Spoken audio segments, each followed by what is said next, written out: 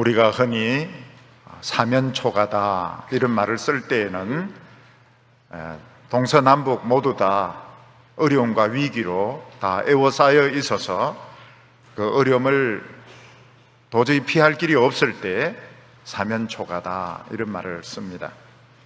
이 사면초가는 중국 사기에서 나오는 것인데, 진나라가 망하고 항우군대와 유방군대가 이제 싸우게 됩니다. 그때 한나라 쪽의 장량은 머리를 써가지고 한나라 군대에게 초나라 노래 초가를 가르쳐 줍니다. 밤에 사면에서 온 사방에서 한나라 군대가 초나라 노래를 막 부르니까 이 초나라 군대인 이 항우 군대가 초나라 사람들이 이렇게 많이 항복했구나, 그리고 이렇게 많이 우리를 애워싸고 있구나, 그래서 전쟁할 의욕을 잃어버리고 항복하고 다 도망치면서 이 항우 군대는 망하게 됩니다. 하나님의 백성들도 어떤 어려움에 빠졌을 때 정말 이 어려움에서 벗어날 수 있는 그런 방법, 벗어날 수 있는 구멍이 없는, 완전히 모든 구멍이 다 막혀 있는 그런 사면초가의 어려움을 당할 때가 있습니다. 물질적으로도 돈이 없어서 아무것도 할 수 없는데 몸에 병이 들어서 고통에 빠져 있습니다. 그리고 주위에 나를 미워하는 사람들이 가득 에워싸고 있을 때, 특히 그동안 믿고 참 내 모든 비밀을 다 털어놓았던 사람이 저기에 붙어서서 나를 망하게 하는데 앞장서고 있을 때, 그때 우리는 도저히 거기서 벗어날 자신이 없는 것입니다. 사람이 아무리 머리가 좋고 꾀가 많다 하더라도 제일 친한 친구에게 배신을 당하게 되면 치명타를 입게 됩니다. 왜냐하면 제일 친한 친구는 내 모든 비밀, 내 모든 약점을 다 알고 있기 때문에 그걸 다 불어버리면 결국은 도망칠 틈이 없게 되는 것입니다.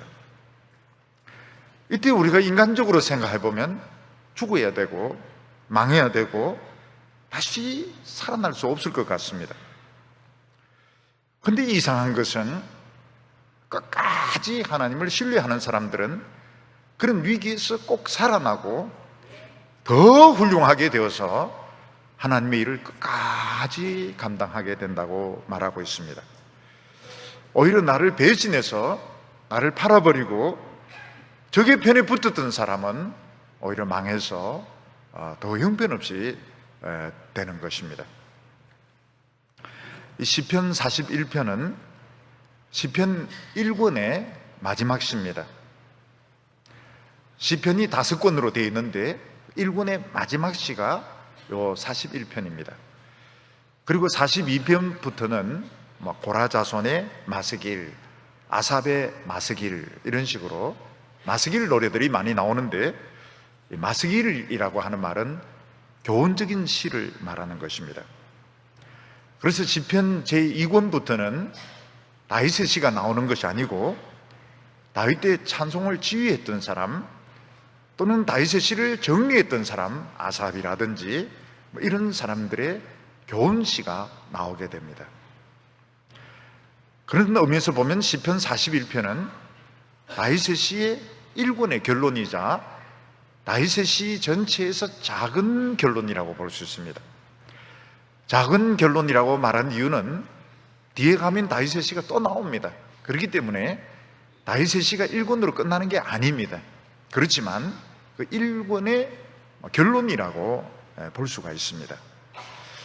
이 시편 41편이 이야기하고 있는 것이 뭔가 하면, 우리에게 어려움이 닥칠 때 완전히 사면초가에 빠지게 됩니다.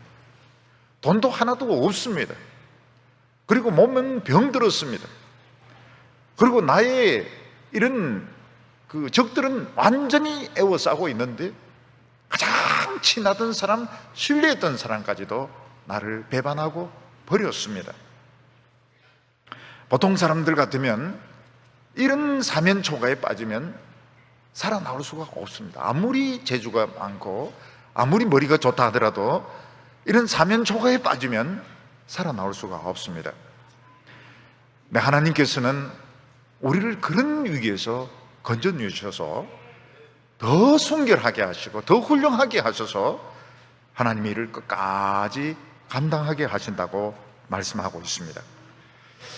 이런 일을 한번 겪으면 하나님의 백성이 어떻게 되는가 하면 어느 누구든지 사람을 무서워하지 않게 됩니다. 그리고 사람만이 아니고 어떤 어려움도 두려워하지 않게 됩니다. 하나님 앞에서 진정한 승리자가 만들어지게 되는 것입니다. 그래서 하나님의 백성들이 이런 겹겹이 에워싼 이런 어려움들, 경제적인 위기, 사람들의 배신, 내 자신의 질병, 어떤 경제적인 어려움, 이런 겹겹이 쌓여진 그런 위기에서 벗어나게 되었을 때 아무것도 두려워하지 않게, 아무리 어려움이 에워싸도 나는 망하지 않는다는 확신을 가지게 되고, 나는 절대로 아무도 도와줄 사람이 없어도 난 망하지 않는다는 확신을 가지게 되는 것입니다. 오늘 우리 성도님들에게 필요한 것은 바로 이 믿음입니다. 우리는 너무 모든 것을 두려워하고 있습니다. 한 사람 한 사람, 나에 대해서 적대적인 사람 두려워하고 있습니다. 경제적인 문제 두려워하고 있습니다. 미래를 두려워하고 있습니다. 내 자신의 병을 두려워하고 있습니다. 이거 다 에워싸도 절대로 나는 망하지 않는다는 믿음을 가지시기를 바랍니다. 오늘 이 첫 번째는 믿었던 이 친구의 배신을 우리가 볼 수 있습니다. 오늘 본문을 보면 믿었던 친구의 배신은 뒤쪽에 나옵니다. 그렇지만 시편 41편이 유명하게 된 것은 바로 이 유다가 예수님을 배신했을 때 예수님께서 바로 오늘 이 시를 인용했기 때문에 이 시가 더 유명해지게 되었습니다. 오늘 9절 말씀 보면 내가 신뢰하여 내 떡을 나누어 먹던 나의 가까운 친구도 나를 대적하여 그의 발꿈치를 들었나이다, 이렇게 말씀하고 있습니다. 다윗의 인생에 있어서 많은 위기가 있었습니다. 근데 위기 중에서 다윗에게 그 심리적으로 제일 타격을 주었던 시험은 아들 압살롬의 반역이었습니다.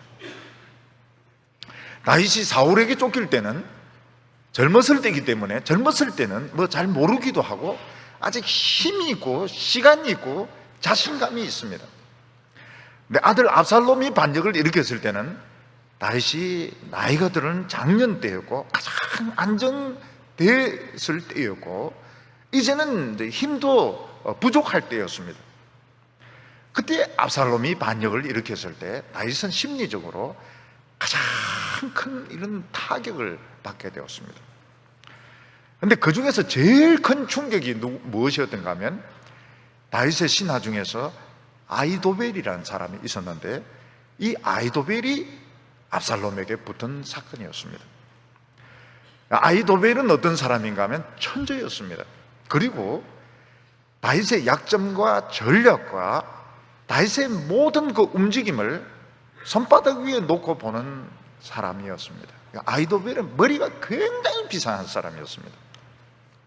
다윗은 아히도벨이 압살롬 편에 붙었다는 소식을 듣자마자 하나님 앞에 막 기도를 하기 시작합니다. 뭐라고 기도하는가 하면 하나님, 이 아히도벨의 모략이 실패하게 해달라고, 이 아히도벨의 머리대로 되지 않게 해달라고 막 기도를 합니다.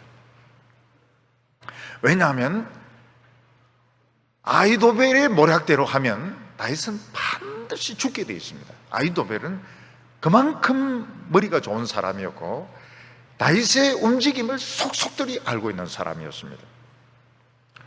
발람군이 예루살렘을 쳐들어왔을 때 다윗은 이 하나님의 도시에서 싸우는 걸 원치 않았습니다.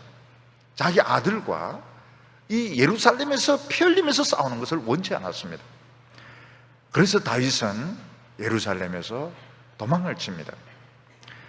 그때 아히도벨은 압살롬에게 뭐라고 제안하는가 하면 당신은 세게 나가야 된다, 강하게 나가야 된다. 그래서 뭐라고 제안하는가 하면 다윗이 두고 갔던 그 후궁들을 사람들이 보는 앞에서 다 급탈을 하게 합니다. 그래서 압살롬이 실제로 그렇게 합니다. 텐트를 쳐놓고 사람들이 보는 앞에서 급탈을 합니다. 그래서 어떤 사람들은 포르노가 제일 먼저 나온 게 이때가 아닌가 이렇게 생각하는 사람도 있습니다. 그리고 아히도벨은 뭐라고 이야기하면 두 번째로 딴 거 필요 없고 군사 2만을 자기에게 달라고 말합니다. 그러면 다른 사람하고 싸울 필요가 없이 오늘 내가 다윗을 추격해서 오늘 다윗만 죽이고 오겠다고. 그러면 이번 쿠데타는 성공이라고 이야기를 합니다. 그때 다윗이 무엇을 하고 있었는가 하면 아히도벨의 모략이 실패하게 해달라고 막 기도를 하고 있어요. 다윗은 아히도벨을 압니다. 아히도벨이 얼마나 머리가 좋고 천재적인지 압니다. 다윗은 기도하고 있었고 아히도벨은 군사 2만을 달라, 내가 가서 다윗만 죽이고 오면 성공이라고 이야기합니다. 근데 그때 압살롬이 사람이 약간 흔들립니다. 그래서 아히도벨의 어드바이스대로 하지 않고 다윗이 두고 갔던 후세라는 사람에게 묻습니다. 지금 아히도벨은 지금 가서 당장 다윗을 죽이자고 하는데 당신 생각은 어떠냐 이렇게 묻습니다. 그러니까 후세는 절대로 안 된다고 이야기합니다. 왜냐하면 다윗 편이기 때문에 절대로 안 된다고. 지금 다윗은 굉장히 지금 화가 나 있는 상태이기 때문에 그냥 도망가지 않고 함정들을 만들어 놓고 도망가고 있다고. 다 거짓말입니다. 함정들을 만들어 놓고 도망가고 있는데 거기 걸려들면 당신 체면이 상하게 된다. 도망가도록 내버려 두고 전면전을 벌려서 다윗을 부숴버리면 된다고 전면전을 주장을 합니다. 그때 압살롬은 딱 생각합니다. 아히도벨이 지금 2만 명을 데리고 가서 다윗을 죽이고 오면 아히도벨 인기만 올라가는 거예요. 압살롬보다도 아히도벨이 더 인기를 끌게 됩니다. 그래서 아히도벨의 말을 듣지 않고 후세의 말을 듣고 전면전을 준비를 하게 됩니다. 그동안 다윗은 요단강을 건너가서 군사를 수습해서 다시 일어설 수 있는, 재기할 수 있는 시간을 벌게 되는 겁니다. 그 아히도벨이 딱 압살롬하고 한번 이야기를 해보니까 어떻습니까? 압살롬은 돌대가리라. 딱 말을 알아들어야 되는데 결정적인 순간에 압살롬이 머뭇거리는 거 보고 이번 전쟁은 진다. 그래서 당장 짐 싸가지고 집에 가서 목매달아 죽어버립니다. 그러니까 머리가 좋으니까 죽는 것도 굉장히 빨리 죽어요. 미리 판단을 해가지고 같이 있어 봐야 이 압살롬은 머리가 나쁘기 때문에 이번 전쟁은 못 이긴다. 그래서 가서 자살을 해버립니다. 그러니까 이 아히도벨은 머리가 굉장히 비상하지만 그 머리를 나쁜 쪽으로 써서 결국은 자기 자신이 망하게 됩니다. 이 아히도벨의 배신은 다윗을 거의 죽일 뻔했습니다. 압살롬이 이 아히도벨이 시킨 대로만 했으면 다윗은 죽는 겁니다. 근데 다윗은 압니다. 기도의 능력을 알기 때문에 계속 기도했습니다. 아히도벨의 뜻대로 되지 않도록, 아히도벨의 모략이 실패하도록. 하나님은 결정적인 순간에 압살롬이 망설이게 해서 결국 아히도벨의 모략대로 되지 않고, 아히도벨은 자기 뜻대로 안 되니까 너무 화가 나고 또 이 압살롬하고는 같이 일 못하겠다 이렇게 해서 집에 가서 자살을 해버려요. 빨리 자살하는 게 좋아요. 그렇지 않고 아히도벨이 오래 살면은 다윗은 굉장히 어려워지게 됩니다. 빨리 죽어버리기 때문에 다윗이 재기할 수 있는 시간을 벌게 되는 것입니다. 예수님은 가룟 유다가 예수님을 팔아먹었을 때 바로 이 구절을 인용합니다. 내가 신뢰하여 내 떡을 나눠 먹던 나의 가까운 친구도 나를 대적하여 그의 발꿈치를 들었나이다. 떡을 같이 먹는 친구는 누구를 말합니까? 가장 가까운 친구고 모든 비밀을 다 이야기한 친구입니다. 가룟 유다는 예수님의 중요한 비밀을 알고 있었습니다. 예수님의 중요한 비밀이 뭡니까? 예수님은 예루살렘에 오면 어느 집에도 주무시지 않고 감람산에서 노숙을 한다는 사실이었습니다. 그래서 예루살렘 당국이 여러 번 예수님을 체포하려고 군병들을 보내지만 못 잡았던 이유가 뭔가 하면 예수님은 예루살렘 사람들을 믿지 않았습니다. 그래서 예루살렘에 오시면 노숙을 했기 때문에 예수님을 잡을 수가 없었던 것입니다. 예수님은 6월절에 잡히시기 전날 제자들의 발을 다 씻기신 후에 가룟 유다에게 네 가서 네 할 일을 하라 그렇게 말합니다. 그때 가룟 유다는 대제사장에 가서 예수님을 배신을 합니다. 예수님은 가룟 유다가 예수님이 어디에 있는 줄 알고 있다는 것을 예수님은 알고 계셨습니다. 예수님 바로 거기에 세 제자를 데리고 와서 겟세마네 동산에서 기도하시고 가룟 유다가 오는 그곳을 예수님은 찾아가셨던 것입니다. 만약 가룟 유다가 예수님을 배반하지 않았더라면 예루살렘 당국은 예수님을 체포할 수가 없습니다. 6월절에는 사람들이 100만 명에서 200만 명 몰리기 때문에 예수님을 절대로 잡을 수가 없습니다. 가룟 유다가 예수님을 배반하지 않았더라면 예수님 그렇게 채찍질 당하지도 않습니다. 그렇게 모욕을 당하지도 않습니다. 나중에 예수님은 십자가에 못 박혀 죽지도 않습니다. 예수님 이걸 전부 다 알면서 예수님은 그 가룟 유다가 군병들 데리고 오는 그곳으로 가서 예수님은 순순히 붙들리셨던 것입니다. 나의 가까운 친구도 나를 대적하여 발꿈치를 들었나이다. 이 발꿈치를 든다는 게 우리로는 잘 모릅니다. 그렇지만 이스라엘 사람들에게 발꿈치를 든다 하는 것은 속인다, 배반한다 이런 뜻을 가지고 있습니다. 그래서 믿음의 조상 야곱의 이름이 뭡니까? 발꿈치입니다. 발꿈치. 야곱이 뭔가 하면 어이 발꿈치 이러면 야곱이 왜 나 불러? 발꿈치 이게 속인다는 뜻입니다. 옛날에 씨름할 때 보면 사람들은 사람의 이제 정면만 보지 발꿈치가 어떻게 움직이는지는 사람들은 별로 관심을 가지지 않습니다. 근데 발꿈치를 가지고 급소를 찬다든지 다리를 걸면은 그냥 갑자기 있다가 쓰러지게 되는 것입니다. 우리가 별로 이름도 없고 유명하지도 않을 때는 가까운 친구가 배신을 해도 손해볼 것이 별로 없을 것 같습니다. 그렇지만 우리나라 사람들 중에서 가까운 친구나 또는 친척들이 이런 신용보증을 써달라 또는 담보를 써달라 이렇게 해서 담보를 쓰고 신용보증을 썼다가 자신의 재산을 다 망친 사람들이 굉장히 많습니다. 우리나라의 금융 시스템이 어떻게 되어 있는가 하면 본인의 신용만 가지고 돈을 빌려주는 것이 아니고 꼭 다른 사람의 그 담보를 쓰도록 이렇게 되어 있기 때문에 옛날에 우리나라 사람들은 그 의리만 생각해가지고 친척이나 또는 후배나 친구라고 해서 담보를 써주고 신용보증을 써주었다가 망한 사람들이 우리나라 굉장히 많았습니다. 굉장히 많았습니다.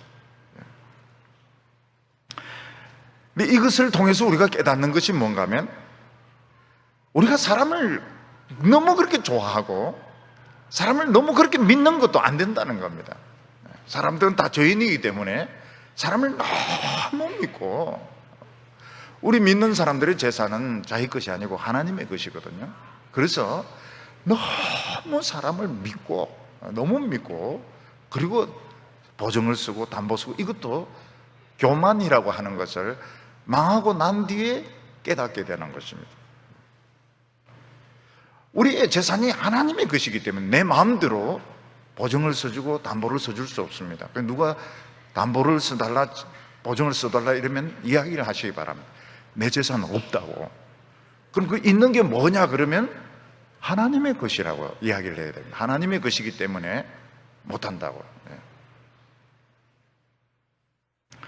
더욱이 높은 자리에 있는 분들은 이런 운전하는 분이나 또는 이런 심부름하는 분들을 좀 무시를 해서 설마 나를 배반하겠나 이렇게 해서 좀 불법적인 일들, 좋지 않은 이런 일들을 막 하는 경우가 많아요. 그리고 차 안에서 그런 이야기들을 막 나눕니다. 근데 나중에 보면 어떻습니까? 그게 전부 다 나옵니다. 그 스토리들이 전부 다 나옵니다. 그래서 운전하는 분이나 또 내 심부름하는 분이라고 해서 우습게 하면 안 되는 겁니다. 늘 평소에 모든 것을 바르게 하고 정당하게 이렇게 해야 배신을 당하지 않는 것이지, 설마 나를 배신하겠나 이렇게 했다가 결국은 큰 어려움을 겪는 일들이 많이 있습니다. 대개 측근이 배반하면 살아남기가 어렵습니다. 다윗은 최측근들이 배반을 했습니다. 아이도벨만이 아니고 중요한 사람들이 압살롬에게 많이 붙었습니다. 근데 다윗이 살아서 돌아옵니다. 왜 살아서 돌아옵니까? 그의 양심이 하나님 앞에서 참 깨끗했고 하나님 말씀 붙들려고 무척 애를 썼기 때문에 하나님께서 살아서 돌아오게 하셨습니다. 우리 예수님 같은 경우에는 가룟 유다가 배반해서 죽습니다. 돌아가십니다. 근데 사망의 권세를 깨고 살아서 돌아오십니다. 왜냐하면 예수님이 죽도록 하나님 말씀을 붙들었기 때문에 그렇습니다. 우리의 친구들이 왜 우리를 배신하고 버릴까요? 자기가 살기 위해서, 자기가 결국 살려고 하니까 배신을 하게 되고, 또 어떤 데는 너무 고집스럽게 성경적으로 나가니까 융통성이 없어서 결국 배신을 하게 됩니다. 근데 결국 살아남는 유일한 길이 무언가 하면 죽도록 하나님 말씀 붙들으면 사면 초가에서 살아서 돌아오게 됩니다. 그래서 우리 성도들이 알아야 될 것이 뭔가 하면 너무 사람을 좋아하고 너무 사람을 믿는 것도 교만인 것입니다. 왜냐하면 우리는 다 약한 죄인이기 때문에 누구든지 다 넘어질 수 있습니다. 너무 사람에게 기대를 많이 하게 되면 실망도 많이 하게 됩니다. 자녀들은 부모가 자신에게 너무 기대를 많이 하는 걸 부담스러워해요. 천재가 아닌데 늘 천재라고 부르고 이름도 천재라고 짓고 김천재라고 짓고, 그러다가 한 문제 틀려가지고 오면은 막 울고 이렇게 하면 애가 굉장한 부담을 느끼게 되는 겁니다.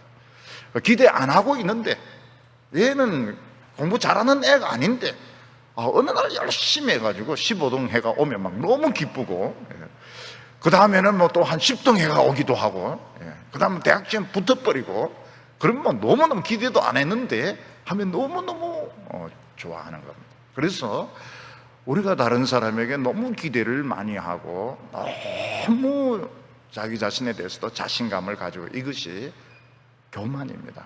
교만이기 때문에 우리는 그렇게 해서는 안 됩니다. 오늘 여기 두 번째로 보면, 사실은 이게 첫 번째입니다. 두 번째로 보면 하나님의 백성들의 이런 경제적인 어려움이 나오게 됩니다. 우리가 돈이 있어야 무엇을 하지, 돈이 없으면 아무것도 못합니다. 돈이 있어야 먹을 것을 살 수가 있고, 돈이 있어야 집을 구할 수가 있고, 돈이 있어야 유학을 가든지, 돈이 있어야 장사를 하든지, 돈이 있어야 뭔가를 할 수 있습니다. 그런데 많은 경우 하나님의 백성들은 돈이 없는 경우가 많습니다. 돈이 없어서 자기 하고 싶은 걸 못하고 아무것도 못합니다. 왜 하나님의 백성들이 돈이 없을까요? 돈 버는 재주가 없어서 그런 것입니다. 하나님의 백성들이 말씀을 너무 좋아하다 보니까 세상에 잘 적응을 하지 못합니다. 그리고 돈을 벌려고 하면 그냥 무조건 장사한다고 해서 돈이 벌어지는 게 아니고 돈을 사랑해야 됩니다. 그리고 돈에 대해서 헌신을 해야 됩니다. 근데 하나님의 백성들은 하나님 말씀 좋아하고 은혜 좋아하고 돈에 헌신을 안 합니다. 돈 사랑을 하지 않고 어떤 데는 심지어 돈을 우습게 여기는데 결국 그러면 돈이 없게 되는 겁니다. 오늘 1절 말씀 보면 가난한 자를 보살피는 자에게 복이 있으며 재앙의 날에 여호와께서 그를 건지시리로다. 여기서 가난한 자를 돌아보는 자 이렇게 말했는데 무슨 말인가 하면 하나님의 백성들 보니까, 또 하나님의 종들 보니까 되게 많이 가난하더라는 것입니다. 그래서 이 가난한 하나님의 백성들, 하나님의 종들을 돌아보는 자는 복이 있다. 이게 뒤집어서 말하면 뭔가 하면, 그런 사람들을 잘 돌보려고 안 하더라는 거, 좋아하지 않더라는 것입니다. 일반적인 사람들, 하나님의 백성들 가난하고 돈이 없는데 별로 안 좋아하더라는 것입니다. 왜냐하면 세상 사람들은 가난한 사람들을 어떻게 생각하는가 하면 적응에 실패한 사람, 무능한 사람, 이런 식으로 생각하는데, 이런 사람을 돕는 것은 밑빠진 독에 물 붓는 거기 때문에 끝이 없어요.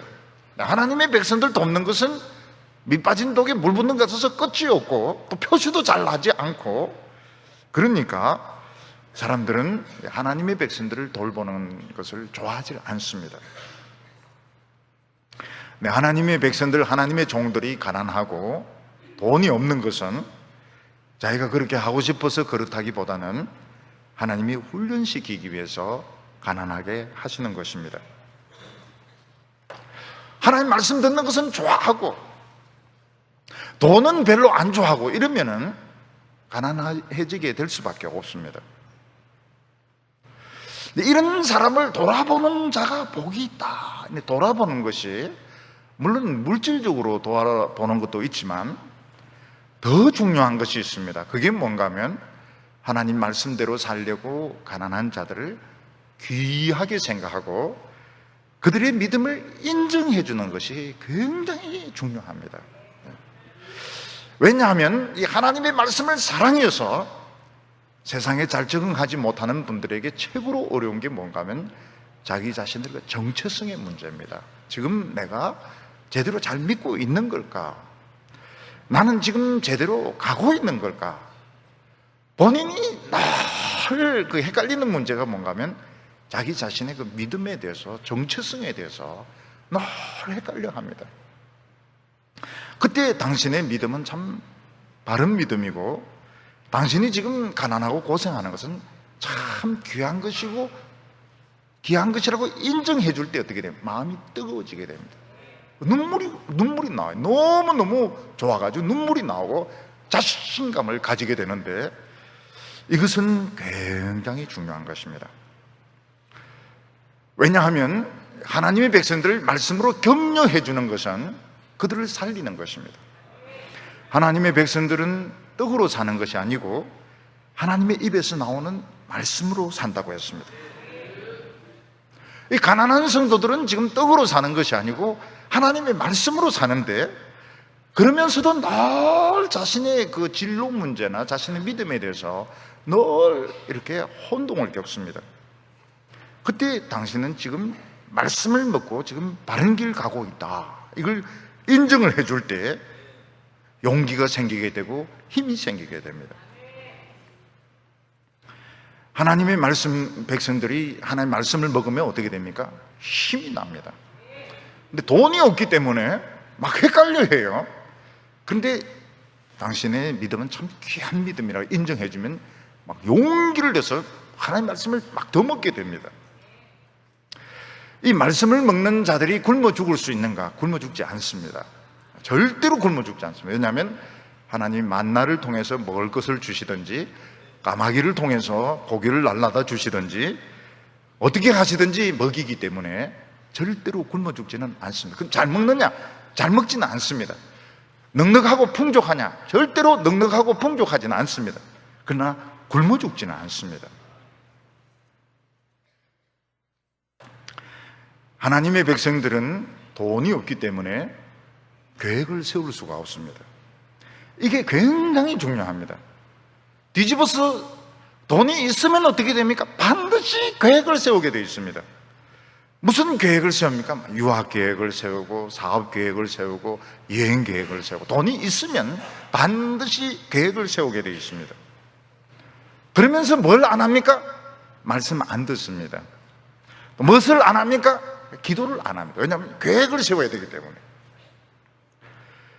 돈이 있으면 돈 가지고 더 멋진 경험, 더 멋진 추억들, 더 멋진 일을 하고 싶어서 계획을 세우게 됩니다. 근데 돈이 없어야 하나님 말씀에 집중하게 됩니다. 돈이 있으면 집중이 안 돼요. 혹시 누가 가져갈까 싶어서. 근데 돈이 없으면 뭐 어차피 아무것도 없으니까, 또 이 시간 마치고 갈 데도 없으니까 그냥 말씀에 막 집중을 하게 되는 겁니다. 그리고 말씀 마치면 어떻게 됩니까? 또 죽으라고 기도한다. 왜냐하면 할 일도 없고 갈 데도 없기 때문에 죽으라고 기도하게 되는데, 그때 어떤 일이 일어나게 되는가 하면 세상에 하늘 문이 막 열리기 시작하게 됩니다. 그래서 1절 후반절에 보면 재앙의 날에 여호와께서 그를 건지시리로다 이렇게 말했습니다. 여기서 건지시리로다, 누굴 건집니까? 우리가 이 말씀을 보면 그 가난한 자를 돕는 사람이라고 생각하는데, 실제로는 그 가난한 사람하고 같이 있는 사람들이 다 살게 되는 것입니다. 하나님의 말씀을 붙들고 죽으라고 기도하는데 그 재앙의 날에 살게 됩니다. 왜냐하면 그 사람들은 축복의 비결을 발견한 겁니다. 자기도 모르게 비결을 발견한 겁니다. 그게 무언가 하면 죽으라고, 어려울 때 죽으라고 말씀 붙들고 기도했더만 그 뒤부터는 기도 응답받는 비결을 알게 된 겁니다. 그때부터는 돈 있어도 없어도 큰 차이가 없습니다. 왜냐하면 이 기도 응답의 비결을 알았기 때문입니다. 그래서 하나님의 백성과 세상 사람들은 사는 비결이 틀립니다. 세상 사람들은 평소에 돈 많이 벌어가 풍족하게 살다가 재앙의 날이 오면 죽습니다. 근데 하나님의 백성들은 평소에 굶으면서 하나님 말씀에 집중하고 기도에 집중하다가 재앙의 날에 삽니다. 왜냐하면 축복의 비밀을 알았기 때문에 그렇습니다. 2절에 보면 여호와께서 그를 지키사 살게 하시리니 그가 이 세상에서 복을 받을 것이라.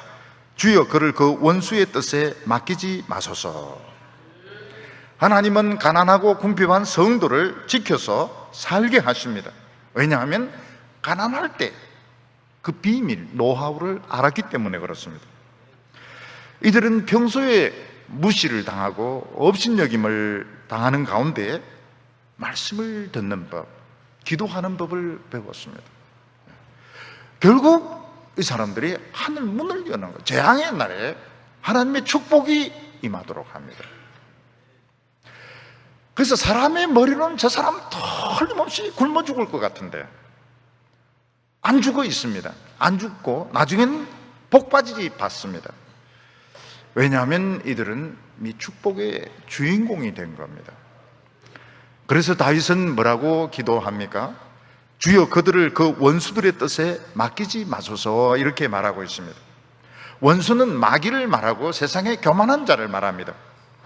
마귀의 기대가 무엇입니까? 저 말씀 붙드는 사람들이 굶어 죽어서 교회 안 나오는 것이 목적입니다. 근데 계속 나온다고 하는 것은 안 굶어 죽었다는 겁니다. 근데 그냥 계속 나오는 게 아닙니다. 옷을 한 번씩 바꿔 입고 나옵니다. 이게 무슨 뜻입니까? 새 옷을 사고 있다는 것입니다. 저는 우리 성도님들 새 옷 사는 거 좋아해요. 왜냐하면 안 죽었다는 증거이기 때문에 한 번씩 다리도 들어주시면 새 구두 샀다는 것을 보여줄 필요가 있습니다. 마귀는 지금 뭘 기대합니까? 저 말씀 붙드는 널품 수 없는 인간들 다 굶어 죽어서 다음 주부터 안 나오든지 내년부터 안 나오든지 하반기에 안 나오든지 또 나와요. 새 옷 입고 또 하고 파마 세로회가 또 나옵니다. 왜냐하면 살아있기 때문에요. 그리고 이 원수 중에는 세상에 사람들이 있습니다. 교만한 사람들이 있습니다. 그 사람들은 저렇게 되면 도저히 살 수 없어서 우리 집에 와서 돈을 달라 할 것이다. 뭐 먹을 거 좀 달라고 할 거야. 그럴 때 제일 큰 창피를 주고 하나님 믿지 말라 하고 그러면서 조금 생색을 낼 거다. 욕 실컷 해줄 거다. 이게 세상 교만한 사람들의 뜻입니다. 안 옵니다. 왜 안 옵니까? 하나님이 그들을 성공하게 하시기 때문에 그렇습니다. 성공이 되는 거예요. 하나님의 백성들은 가난할 때 실패한 것이 아니고 축복의 비밀을 알게 됩니다. 그래서 하나님의 종들 중에서, 축복받은 백성들 중에서 가난하지 않았던 사람 아무도 없습니다. 아무도 없습니다. 다 가난했던 사람들입니다. 말씀에 집중하지 않았던 사람 아무도 없습니다. 기도 뜨겁게 하지 않았던 사람 아무도 없습니다. 왜냐하면 바로 거기에 축복받는 시간이기 때문에 그런 겁니다. 오늘 여기 세 번째로 보면 실제로 본문 두 번째입니다. 하나님의 백성들이 병에 걸리는 것에 대해서 말씀하고 있습니다. 내 자신이나 우리 하나님의 종들, 하나님의 백성들 늘 건강하면 좋을 텐데 참 믿음 좋은 사람들도 병에 걸릴 때가 있습니다. 왜 우리는 하나님의 백성들, 하나님의 종들이 병에 걸려서 빌빌거려야 될까? 그런 생각을 하게 됩니다. 여러분, 젊었을 때는 어떻습니까? 젊었을 때는 뭐 아픈 거 잘 몰라요. 얼마나 참 힘이 넘치는지 하루에 운동을 막 3가지씩 하는 사람도 있어요. 3가지씩. 야구하고 축구하고 또 탁구하고, 그리고 막 그 집에 들어가서 또 뭐 딴짓도 하고. 젊었을 때는 막 힘이 넘칩니다. 근데 나이가 조금 들면 어떻습니까? 나이가 조금 들면은 조금 무리하면 아픕니다. 누구든지 다 아프고, 하나님의 종도 아프고, 하나님의 백성도 아프고, 종 아닌 것들도 아프고, 다 아픕니다. 왜 하나님의 백성들, 하나님의 종들이 병에 걸릴까요? 그 이유는 우리 모릅니다. 모른다고 딱 잡아떼야 됩니다. 괜히 아는 체 하다가 요거도 먹습니다. 근데 세상 사람들은 일단 술을 많이 마시지 않습니까? 술을 많이 마시고 담배도 많이 피우고 방탕한 생활을 하면서도 사실 60, 70, 80 사는 건 기적입니다. 하나님의 특별한 은혜 없으면 술 그래 마시고도 사는 건 기적이에요. 개인데 그 술 먹였더니 일주일 만에 죽더라는 겁니다. 다른 짐승들 쥐인데 담배 해니까 바로 죽더라는 거예요. 우리 인간들의 몸이 얼마나 잘 만들어졌는지, 그렇게 술 마시고 담배 피워도 안 죽고 사는 것 보면 참 벤츠보다 더 잘 만들어진 건 틀림이 없습니다. 그래도 늙으면 병들게 되어 있습니다. 근데 하나님의 종, 하나님의 백성이라 하더라도 우리 몸이 워낙 정교하게 만들어졌기 때문에 무리를 하거나 또 완벽주의 병이 있습니다. 완벽주의, 완벽하게 모든 일을 하려고 너무 과도하게 신경을 쓰거나, 또는 자기 관리를 소홀히 해서 다치거나 감염되거나 그렇게 하면 병에 걸리게 되어 있습니다. 하나님께서 아무리 우리를 사랑해 주시고 또 지켜주시고 우리에게 능력을 주신다 하더라도 결국 우리는 인간입니다. 인간입니다. 우리가 한창 하나님의 일을 할 때 보면 내가 인간인지 아닌지 그걸 잘 모릅니다. 왜냐하면 막 끊임없이 하나님 일을 하고 열정적으로 하나님 일을 하고 영혼을 막 살리고 막 그렇게 할 때 보면 내가 인간인지 인간이 아닌지 잘 생각이 안 나요.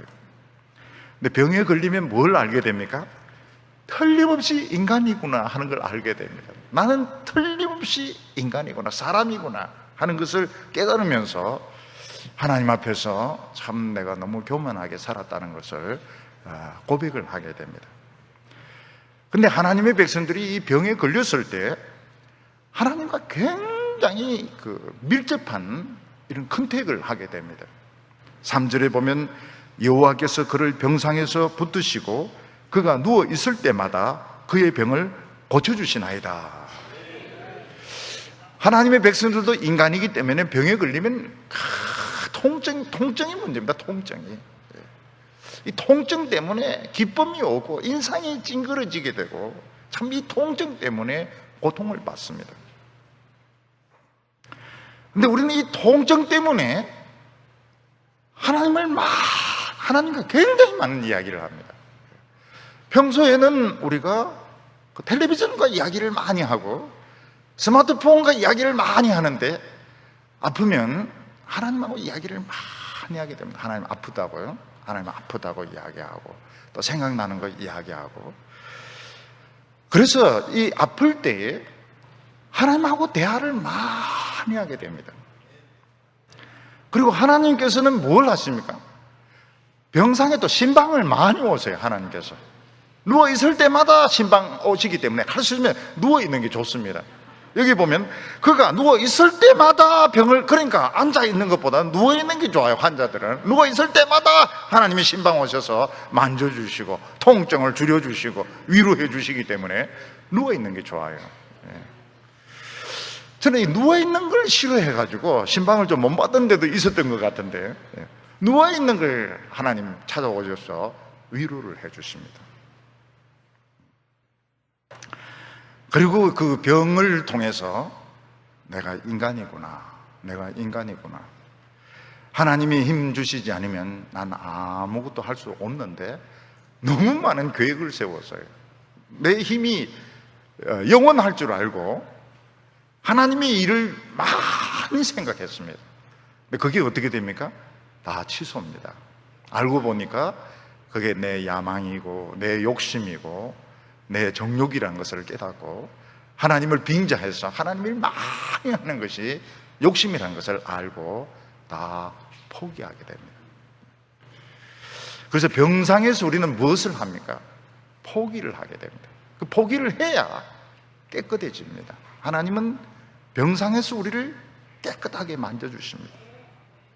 4절에 보면 내가 말하기를 여호와여 내게 은혜를 베푸소서 내가 주께 범죄하여 사오니 나를 고치소서 하였나이다. 아프지 않을 때는 자신감이 있기 때문에 하나님 위해서 막 많은 것을 하고 싶습니다.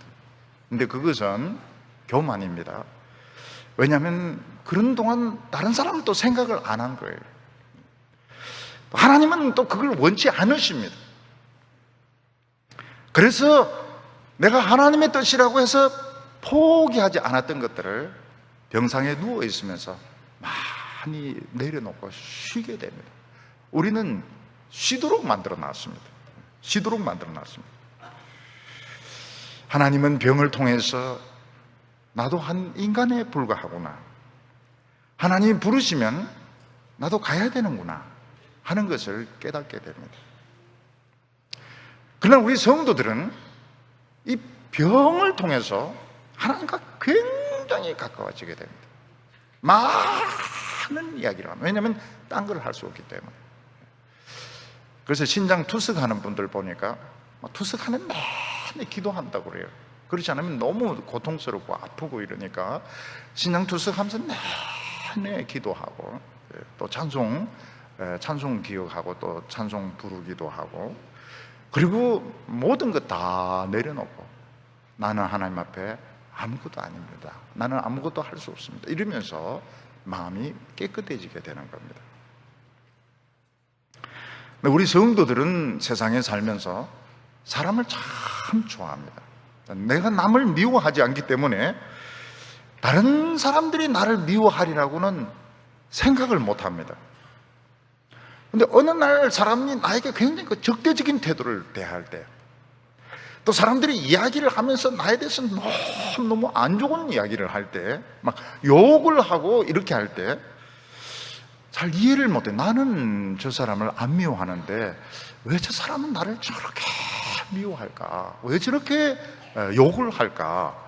잘 이해를 못합니다. 여기 미스테리죠. 미스테리입니다. 5절에 보면 나의 원수가 내게 대하여 악담하기를 그가 어느 때에나 죽고 그의 이름이 언제나 없어질까 하며, 지금 이 하나님의 백성들이 지금 병에 걸려 있습니다. 근데 다른 사람들이 하는 이야기를 이제 듣게 된 거예요. 눈앞에 와서는 아유 빨리 나으셔야죠, 빨리 일어서야죠, 뭐 이렇게 이야기해서 참 고맙게 생각했는데, 화장실에서 옆에 칸에서 한 이야기를 들으니까 저놈이 빨리 죽어야 되는데 왜 안 죽고 아직 살아있을까? 저게 죽어야 내가 그 자리를 차지할 텐데, 그런 이야기를 듣게 된 것입니다. 근데 그냥 하는 게 아니고 너무 나를 싫어하고 너무 나를 미워하고 너무너무 적대적으로 그런 말을 하는 것을 듣고 너무 이제 놀라게 됩니다. 내가 그렇게 똑똑하고 잘나지도 않았는데 왜 다른 사람들은 나를 이렇게 미워하고 시기할까? 이해가 안 되는 것입니다. 그게 왜 그런가 하면 우리는 잘 모르지만 우리가 하나님을 믿는다는 게 이게 엄청난 일이기 때문에 그렇습니다. 안 믿는 사람들에게 우리가 하나님을 믿는다고 하는 것은 엄청난 일입니다. 근데 이 사람들이 그 엄청난 건 잘 모르고 우리가 자신들과 같이 잘 이야기도 하지 않고 잘 섞이지도 않고 농담도 안 하고 이러니까 엄청 잘난 체 한다 이렇게 오해를 하는 것입니다. 그뿐만 아니라 엄청나게 오만하다 이렇게 오해를 하는 것입니다. 그러니까 우리가 하나님을 믿는다고 하는 것, 예배를 드린다고 하는 것, 교회에 가서 봉사를 한다는 것이 다른 사람 눈에는 이게 너무 특별하게 보이고 또 우리가 잘 어울리지 않기 때문에 굉장히 잘난 체 하는 것으로 사람들이 오해를 하는 것입니다. 근데 우리 성도들은 물어보면 어떻는가 하면 더 지금 열등감을 지금 가지고 있고 더 자기가 못하는 것이 많아가지고 참 힘들어하고 있는데 남들은 그렇게 생각 안 하는 거예요. 너무 잘난 체 한다. 너무 참 오만하다. 우리를 우습게 한다. 이렇게 생각하는 겁니다. 우리 성도들은 보면은 너무너무 세상에서 잘 어울리지 못해서 열등감과 너무너무 참 자기 자신이 부족하다고 생각하고 있는데 세상 사람들은 정반대로 생각을 하는 겁니다. 너무 잘난 체 한다. 너무 우리를 우습게 한다. 이렇게 생각하는 겁니다. 이것을 통해서 하나님께서 우리에게 원하시는 것이 있는데 그게 뭔가 하면 그런 오해를 없애려고 하면 더 겸손해야 된다는 겁니다. 겸손해요.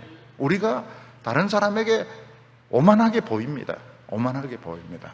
그리고 굉장히 그 우습게 여기는 거로 보면 또 우습게 여기는 것도 또 조금 사실이기도 합니다.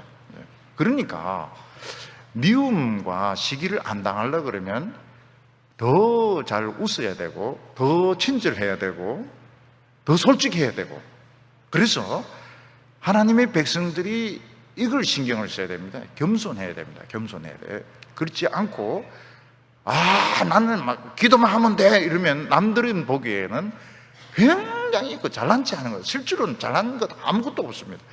잘난지도 안 하고 못났습니다. 그런데 남들에게는 이게 너무 대단한 겁니다.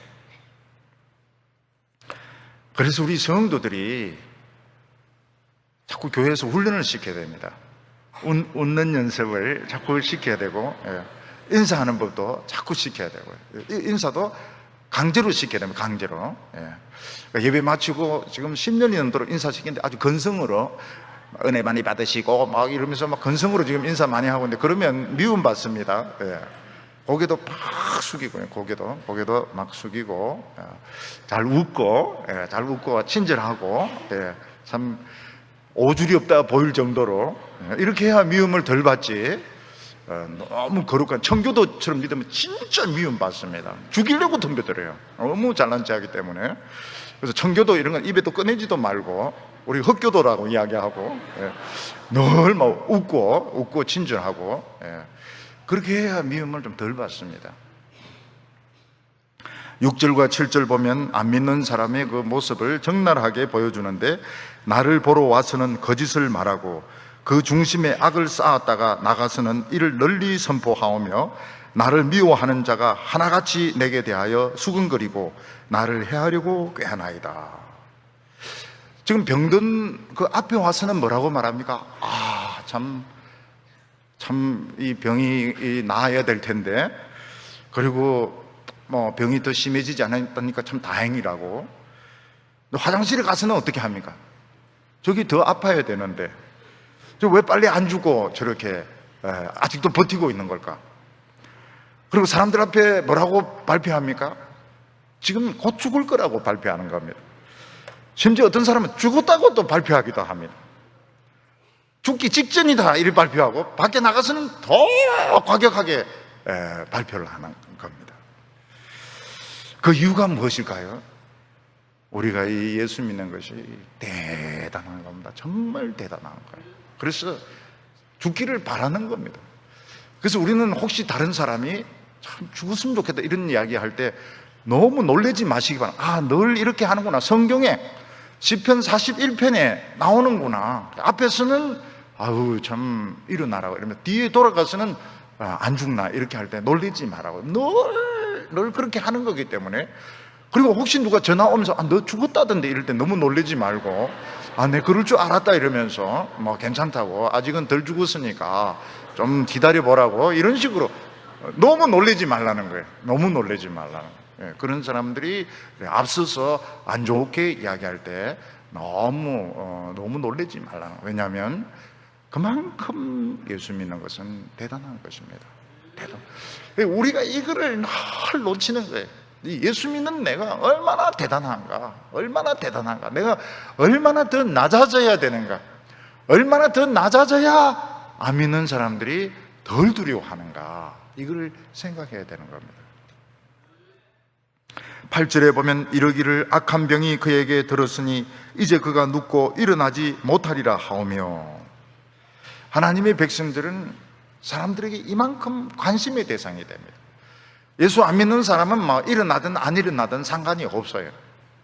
근데 참 잘 믿는 사람이 이제 들어놓으면 못 일어날 거다, 너무 관심이 많습니다. 좀 못 일어난다, 못 일어나고 죽어야 된다, 이런 이야기를 퍼뜨린다는 것입니다.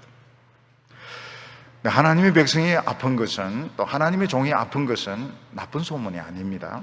왜냐하면 열심히 예수 믿고 열심히 하나님 일을 하면서 아픈 거는, 이건 나쁜 게 아닙니다. 이건 좋은 겁니다. 하나님의 종이 성추행했다 그런 소문 나오면 그건 진짜 수치스러운 것이죠. 무슨 나쁜 짓을 했다 이런 소문 나면 수치스러운 것입니다. 세상은 하나님의 백성에 대해서 관심이 굉장히 많습니다.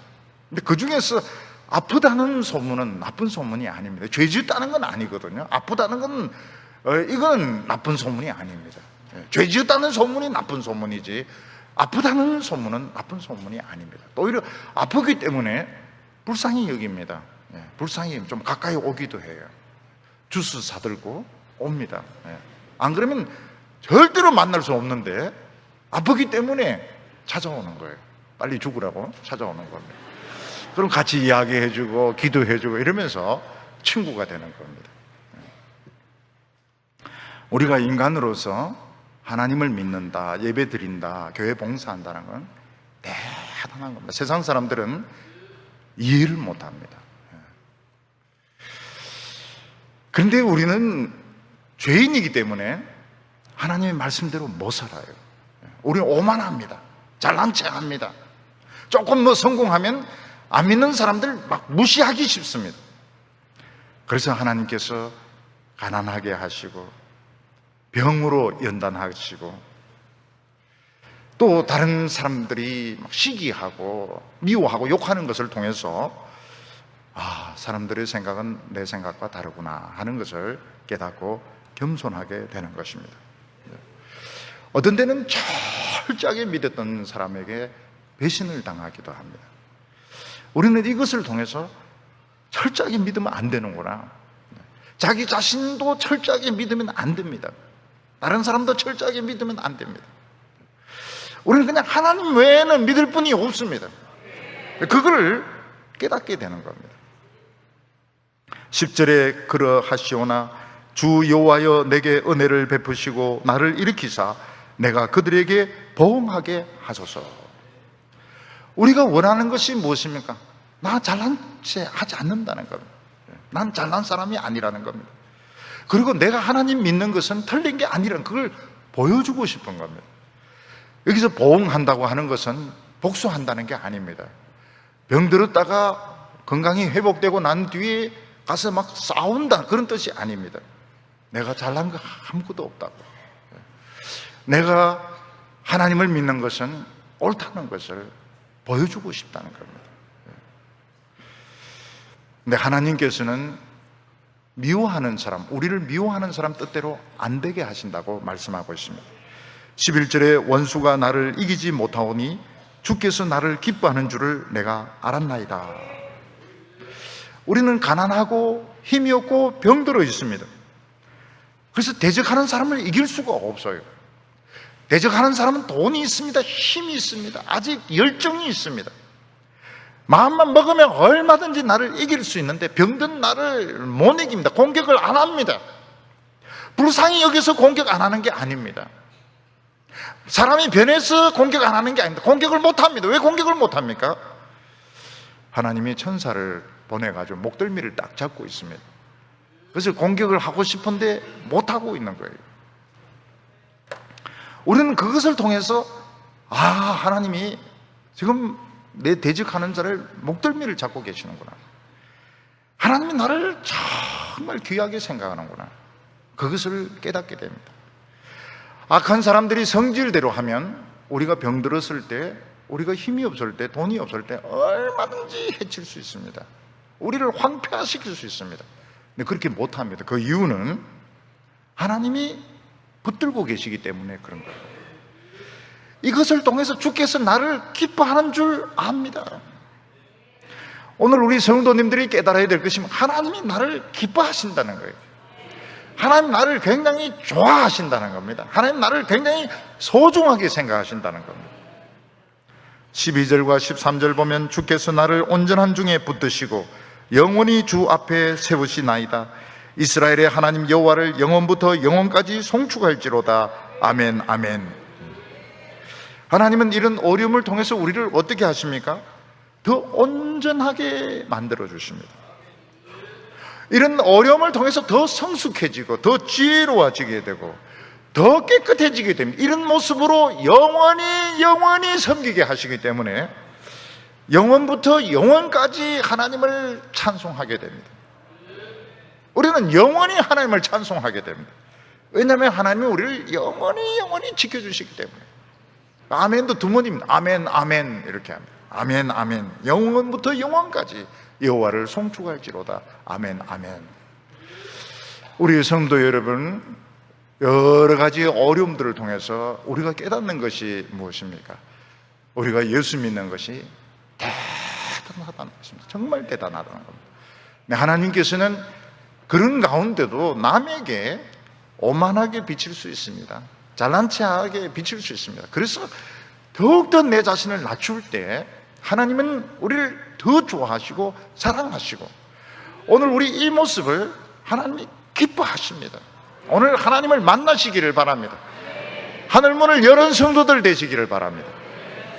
기도드리겠습니다.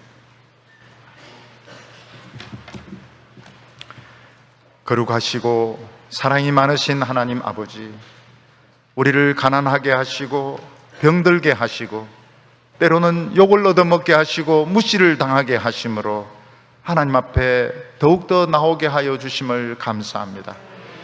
하나님, 저희들 결사적으로 하나님 붙잡게 하여 주시옵소서. 인간의 계획 세우지 말게 하여 주시옵소서. 돈이 있으면 계획을 세우게 됩니다. 하나님, 계획을 세우지 말게 하여 주시고 말씀만 붙잡고 기도하게 하여 주시옵소서. 축복의 비결을 깨닫게 하여 주시옵소서. 위로받게 하여 주시옵시고 치료받게 하여 주시옵소서. 하나님, 나를 사랑한다는 확신을 가지게 하여 주시옵소서. 오늘 저녁에 말할 수 없는 은혜와 축복으로 하나님 저희들을 축복하여 주시옵소서. 예수님의 이름으로 기도하옵나이다.